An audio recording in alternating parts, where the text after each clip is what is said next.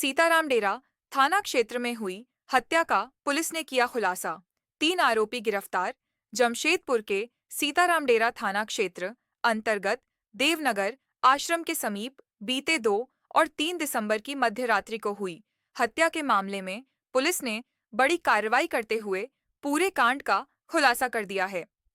अज्ञात अपराधियों द्वारा की गई इस हत्या में शेखर सांडील नामक व्यक्ति की मौके पर ही मौत हो गई थी, जिससे क्षेत्र में दहशत का माहौल बन गया था। घटना की गंभीरता को देखते हुए वरिष्ठ पुलिस अधीक्षक के निर्देश पर एक विशेष जांच टीम एसआईटी का गठन किया गया। टीम ने तकनीकी साक्ष्य, सीसीटीवी फुटेज और स्थानीय सूत्रों के आधार पर लगातार छापेमारी अभियान चलाया। पुलिस के बढ़ते दबाव के कारण मुख्य आरोपी राहुल सिंह ने 9 दिसंबर को न्यायालय में आत्मसमर्पण कर दिया। राहुल सिंह के बयान के आधार पर पुलिस ने उसके 2 सहयोगियों संजय पाल और संतोष कर्मकार को भी गिरफ्तार कर लिया। पुलिस जांच में सामने आया है कि मृतक शेखर सांडील और मुख्य आरोपी राहुल सिंह आपस में पड़ोसी थे और उनके बीच काफी समय से आपसी रंजिश और विवाद चला आ रहा था। इसी के चलते हत्या की गई थी।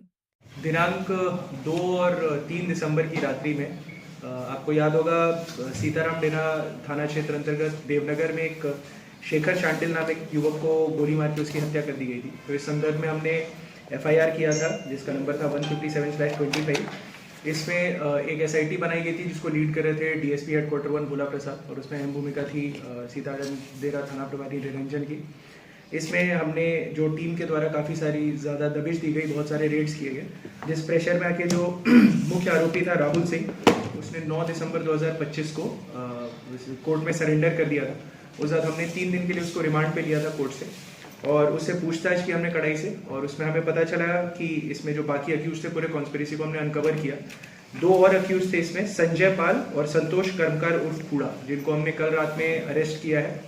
और इसके अलावा जो घटना में प्रयोग किया गया था हथियार, उसको भी हमने रिकवर कर लिया है इसमें, जो एक देसी पिस्टल था।